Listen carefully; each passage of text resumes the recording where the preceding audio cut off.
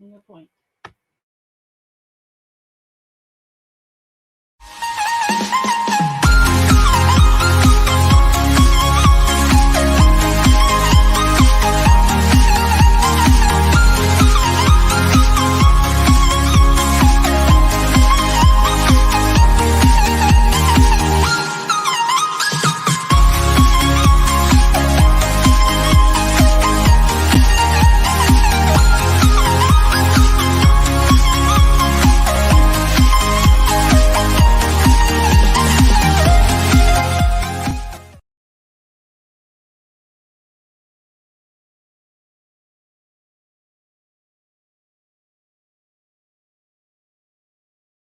Course, what I'm about to tell you today, chances are you're not reaching your full potential.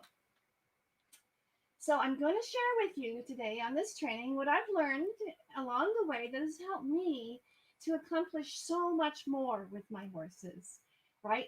And by putting less pressure on myself as a rider, and of course, less pressure on our horses. So I'm going to share with you a daily skill that I developed and I use daily that's helped me to manage a herd of 25 horses that I've had out there and to ride to the highest levels of sportsmanship and dressage. And what dwell time actually means for your horse, and some core questions that you need to answer if you want to feel successful with your horse for the long term. So, hi, my name is Chris Anderson, and if you're coming on live with me here, let me know where you're coming from. Let me know if you um, understand what dwell actually means. That's what we're going to talk about today. And if you're on the replay too, feel free to put notes in. I always come in afterwards and chat with you, answer questions. If you want to get notified of when I go live here to get the trainings coming directly to you, you can click the three dots up in the right hand corner and you'll get a drop down arrow and get notifications sent to you. You can also click the bell icon right there and you will get notifications sent to you. All right. So I see some people jumping on. Gemma from the UK. Great to see you, Gemma. And Connie. Hello from cold Kansas. It's kind of cold here too. Actually, it's raining. So I think we should shut that door so that we don't get the rain noise in our training here today. So there we go. That's better. Okay. All right, so this training is actually following the previous training that I did last week, which was about the anxious horse and how to help a horse who's anxious or having trouble. And I gave some ideas there. This is actually following that, and it'll give you some ideas as well on how to help a horse who may be anxious, who may be having problems, who's scared, but it also helps everything. And if you're not doing this, then like I said, you're probably not reaching your full potential for yourself as a rider and with your horse. So um, one of the hardest things to do, and I know for me, I am what I described here. I am a typical A type person and rider, and so I find as I work with a lot of riders and their horses over the years, there's one thing that's really hard for A type people to do. If you know what that is, put a note for me below if you know what that is. And that is to take breaks or to wait. And if they are waiting, they start to get stress building up, right? And then doubt comes in, and then you start to hate yourself or get angry, and then it just spirals and goes on and on and on after that. Let me know if you can resonate with that. That you're a type A person, you want to get results, you want to get things accomplished. I am definitely that type of person. So I'm not judging you at all, but what I want to do here is give you some help and tell you what I've done over the years that has helped me.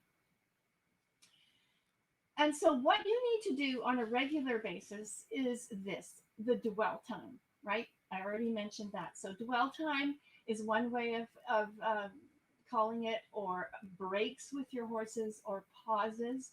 That those are different words that you might hear somebody say about what you need to do with your horse. And really, this is where the magic is in these pauses. And I want to just go back to when I was a dancer. And this is where really we were taught when we were performing that the magic is in the silence, or the magic is in the pauses. The magic is in the hesitation, in the breath, in the transition before the movement. That's where the magic actually lies. And that's where the connection to your audience happens. Well, it's the same with our horses, right? Ray Hunt said exactly the same when I studied with him years ago and went to his clinics. He would talk about the licking and the chewing of the horses, and we can take it so much further than that. There are so many different nuances that if we only take the break, or we take the pause, or we take these dwell times, and I'm going to talk about three different kinds of dwell times. Um, if we actually take the time to do this, we will start to notice. We will start to settle into ourselves, and our horses will start to settle with us, right? Things we might notice are, what's the eye doing, right? Not only is it blinking, but is it staring? Is it half open? Is it half closed, maybe? And you can look at the photo at the beginning of this video, a photograph of my horse and I, and you can look at her eyes in that photograph, and you can see what her eyes are doing and how she is actually connecting with me. And after I studied with Ray Hunt too, then I studied a lot of energy work and traveled many different places to study from energy people, studied from amazing people. And and then, as usual, what I did is I took that information and I brought it to my herd of horses. I've always had a large herd of horses where I've used to test all these ideas out. And different kinds of horses, all different backgrounds, all different breeds, different ages, different stages in their education. And I've tested everything that I put in actually our program on this herd of horses. So they've been my wonderful, amazing guinea pigs. All right. And then with this energy work, it can be done on or off the horse, right? It doesn't have to be in contact, it can be away from the horse as well. So let's talk about the three different kinds of dwell time. And if this is resonating with you, if you can think of times when you have really wished you could have put in a dwell time and you didn't, let me know. Or if you did, and what did you experience when you did have a dwell time? Let me know. I'm going to check my messages here. Gemma says, I have a special need. My horse has been through a lot and she's only 6. Okay, Gemma, let me know exactly what your need is. Let me know what you're dealing with. What are you struggling with your horse? And we can address it here live. And Kelly says, hi from Cornwall, UK. Great to see you. All right, let's go into the different kinds of dwell time. So, first of all, and this is what I do every day. This is a skill that I've managed to develop every day, that I do without really missing a day ever. And that is dwell time in the living conditions that your horse is in, right? So, in the home of your horse, I spend dwell time with the horse where they are living. My herd of horses, I'm very fortunate. I have the ability to have my horses in a herd, in a social situation. They're all outside, they have shelters, they have all their basic needs met, they have socialization, and I observe them every day, whether it's from my house looking out the window or whether I'm actually in the paddock with them. I'm with them every day. And this skill um, what I do is I then observe without judgment. All right. So uh, the labels that you sometimes see around horses, that they're right brained or left brained or introvert or extrovert, I don't like to use those because that categorizes your horse into slots them into a box, and then that does not allow yourself to actually observe them and what might be happening, because you're always seeing it from that perspective, right? Oh, my horse is a right brain introvert. And so you dissect into that and you miss times when your horse might be an extrovert. All right, so try to stay away from those kinds of labels if you can, and you observe, right, without judgment. What's going on? How does your horse interact with other horses? If your horse isn't in with other horses, maybe across the fence, how does your horse interact across the fence? How does your horse act around food? How does your horse um, sleep? How does your horse play? Those different kinds of things. So you're basically going to observe without judgment. See how your horse interacts in your horse's home, in their environment. And then the next part is to accept who they are. Okay? So we don't have labels put on them. So we can now observe and then accept who your horse is, right? And that can be a very insecure horse, maybe, right? A very confident horse. But you're accepting where they are. And from there, that's when you can actually figure out how to problem solve. So I was just looking for Gemma to see if she answered my question, but she's not. Connie says, I need help communicating what I want and when. Okay, right. Connie, communication, what and when and how is critical. Very important. So now, Connie, can you give me a specific situation? All right.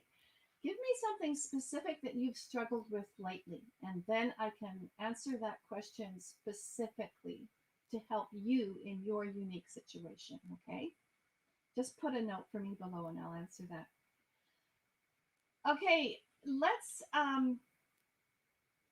carry on about accepting who your horse is just a little bit here. I want to give you an example.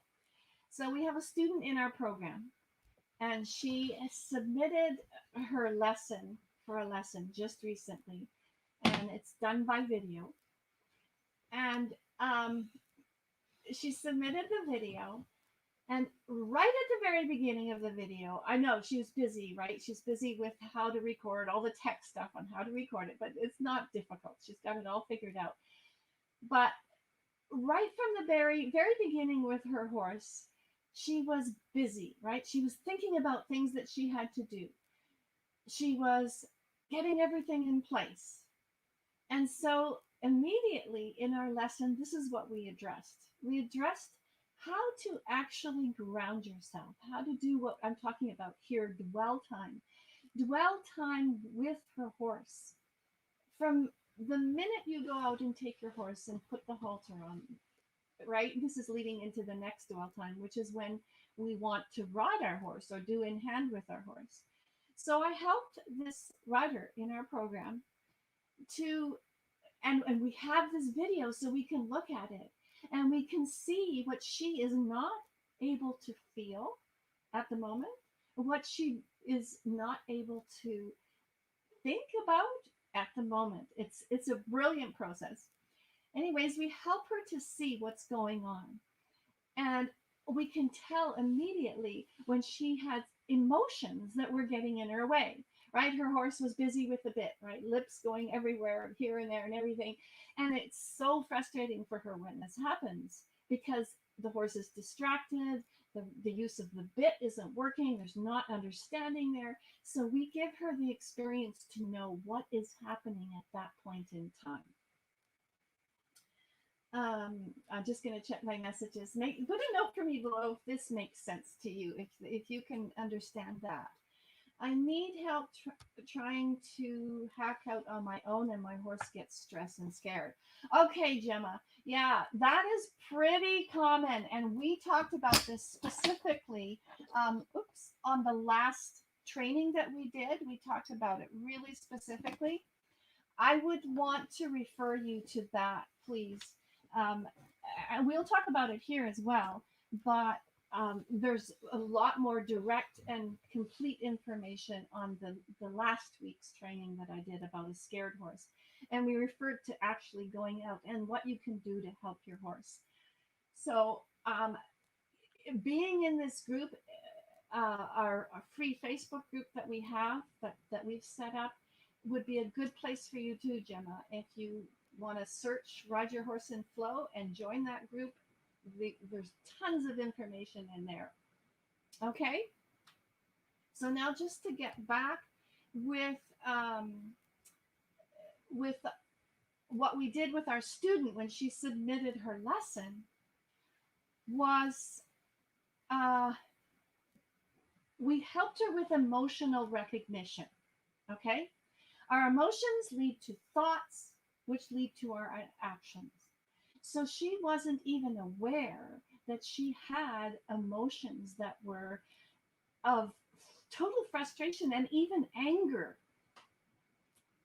And of course, our horses pick up on that, which does not help the situation of the fussiness with the bit. All right.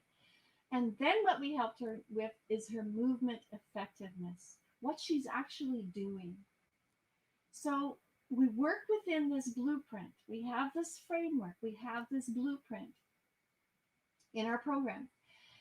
And we also allow free and flowing uniqueness to happen as well. So there's a blueprint, there's processes within that blueprint, but the uniqueness is what we're looking for with you and your horse and what you are experiencing.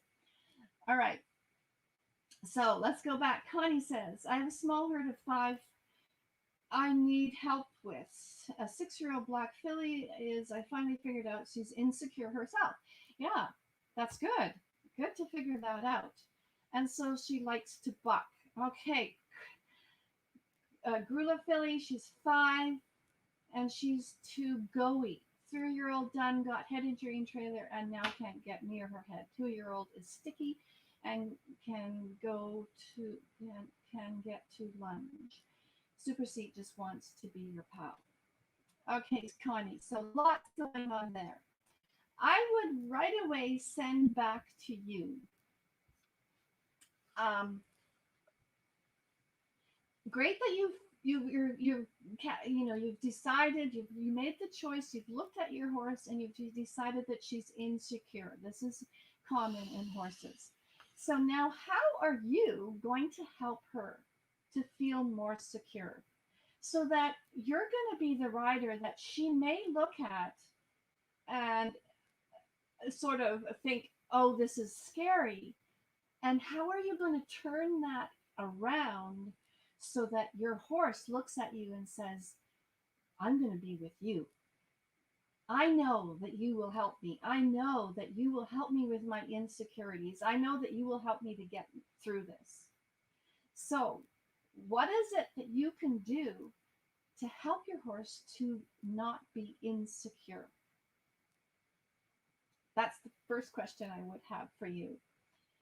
Horses that have a lot of go in them, 3-year-old head injury, you can't get near your head, right? All these things, you need to sort out where the horse is coming from. What is the perspective of the horse? And progressively approach, right? So with the insecurity, you're going to progressively approach that insecurity. You're not going to sack the horse out or do something major that's going to send them way above their ability, their tolerance level. And this is what we talked about in the training last week. You're going to approach slowly, systematically, piece by piece, so that your horse can overcome the insecurities or the fear of being around the head or the the the fear which causes them to rush and to hurry, the misunderstanding, those are the places that you need to go, Connie. You're right. Your horses are super sweet, right? They just want to get along. They just want to be with us, right? I totally believe that. So it's our responsibility, it's our job to figure out how we can help that to happen because our horses want that. All right. Great question, Connie. Kelly says, I love this. I love watching my horses. I'm also lucky to have mine in a herd. Great, Kelly. I've not felt the desire to ride so much recently. I think it's because I want to reform my relationship with them and make it more of an equal partnership, if that makes sense. Exactly, Kelly. That's what we're all about. I want them to have more say in what we do and how, everything to be more gentle, and I love the idea of these pauses you talk about. Yes, that's wonderful, Kelly. And just to talk about that for a moment, um, you're right. We want to have our horses have a say so that we have a conversation with them. I like to say it's more like we guide our horses, not that we're leading them. We do need to be in control, which is different from controlling, but we want to guide them just as we would guide a 5-year-old child, right? Who's insecure or who has a fear about something. We need to guide them. But how do we do that? We need to be secure ourselves. If we're dealing with insecurities and fears and emotional blocks, then we will self sabotage ourselves. So, your desire, Kelly, to get more of a relationship and to get more deep with your horse is honorable. But we need to do this in a way that's going to be effective, right? And this is what we do in our program, right? We find out first what are subconscious blocks, what are the fears of our riders that are holding them back from getting that deeper relationship, from finding out exactly what it is that their horse needs from them and giving it to the horse. Otherwise, it'll always be on the surface. It won't be a deep relationship because you won't be able to get there. Does that make sense? Kelly says, yes, exactly. Okay, great. So let's go on to, I already touched on the dwell time in an activity, right? In doing in hand or riding, our dwell time that we have within an activity. And this is where it can be very hard for us type A riders because we want control, right? We want to be in control of the situation. And I already mentioned there's a difference between being in control and being controlling, right? A mother of a 5-year-old child needs to be in control, definitely, right? Otherwise, it can be chaos. When you're around your horses, you need to be in control, but not controlling. Yeah, we want our child to be able to have a say, to be able to have a discussion, to be able to express feelings, to be able to talk. The same with our horses. We want our horses to be able to talk to us, and we need to have a way to talk back to them. And once you have that, then, as one of our students said, the world is your oyster, which is what we do in our program. Great. Connie says yes. Okay, good, Connie. Okay, so dwell time within an activity. We get very busy, don't we? Doing all kinds of busy stuff with our horses. We get spread too thin, right? And again, I want to give you an example of one of our students in our program. She's homeschooling her kids. She's a body worker. She's a therapist. She's with horses every day. But yet, she was finding that her relationship was not satisfying. She said her horses don't want to really be with her, that there wasn't inspiration behind the horses being with her. She felt she couldn't inspire her horses, and by the way, it was the same with her children. She felt that she was being more of a dictator than actually inspiring her children. Um, so as well, a very type A personality. So how she solved this, she noticed it first of all, and that's why she contacted me and came into our programs, because she said, I was feeling very angry. And then the anger went to sadness. And when it got to sadness, that's when she really couldn't handle it, because she was so sad that everything that she did, and yet her horse didn't want to be with her. So, in the third week of our program, I believe it was, she said, and she's a craniosacral therapist. She said, um, I have been a craniosacral therapist for 10 years, and I have never felt what I felt when I put my hands on my horse. Right? She said something like, I could feel the tissues moving underneath my hands like I've never felt before, which is exactly what we work on in our program, right? Not just with our hands, but we work on how to feel with our whole bodies. Because isn't that what riding is all about? It's about feeling with our bodies, with our spines, our seat, our legs, our hands, our arms, right? But the whole unit, feeling with our whole bodies and recognizing emotions. And this is how the dwell time when you're riding, for example, um, and the student that I was just telling you about, she was saying that she could now start doing things with her horse that she wasn't able to do before. So when you're riding, the dwell time is time when you take a break, and it can be in action, or it can be totally totally in a static position. But you take a break and you actually use your inner self to feel what's going on, right? Breathe, ground yourself, even in the saddle. And we show you how to do this. Ground yourself in the saddle. We show you how to take that dwell time, which is so important for your horse, because that's the time that they assimilate. That's the time that they comprehend. That's the time that what you've just done becomes more of a good, effective pattern for them. Otherwise, your busyness becomes their anxiousness, right? By being busier, it does not help a horse to not be anxious. You need the spaces. You need the silence. You need the calmness and the break. Okay, let me know if that makes sense to you. Put a note for me below.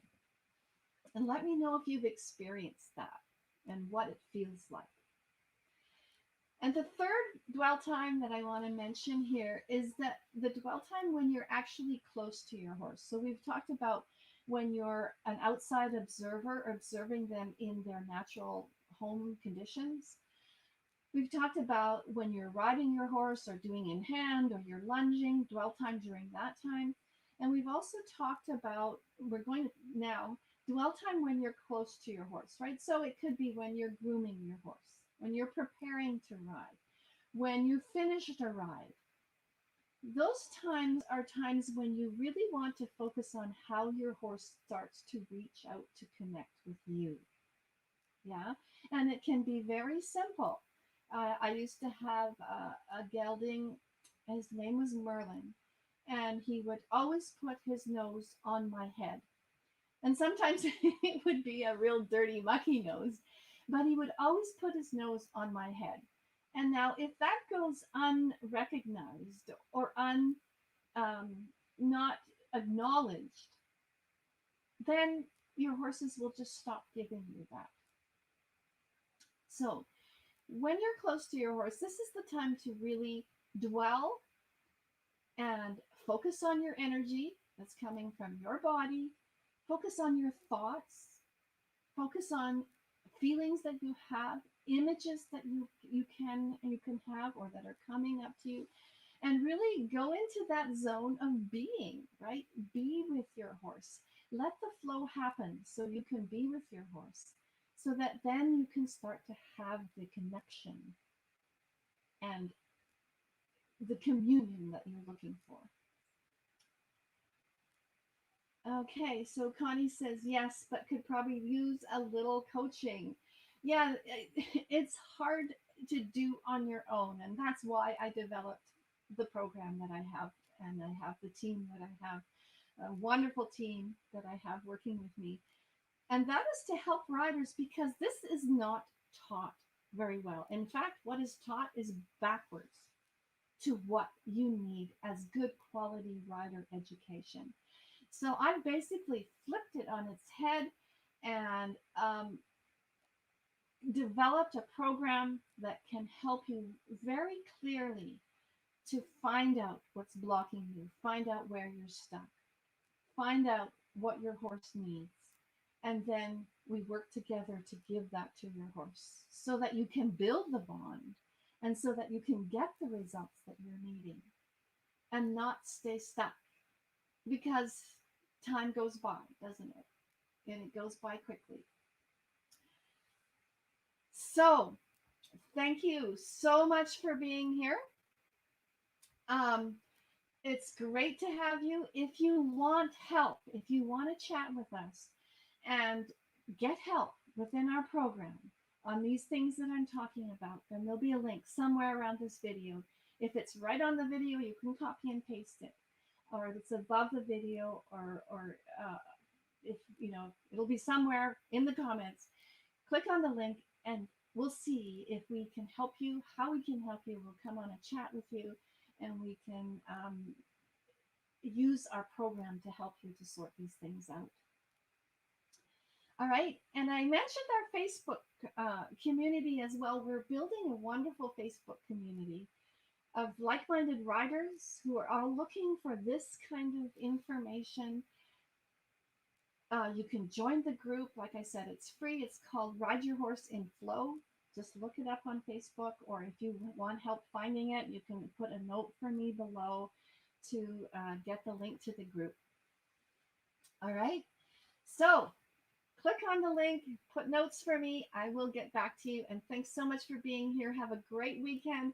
Go out with your horses. And I'm really happy if you write back to me and tell me how what I've told you today has changed your way you look at horses.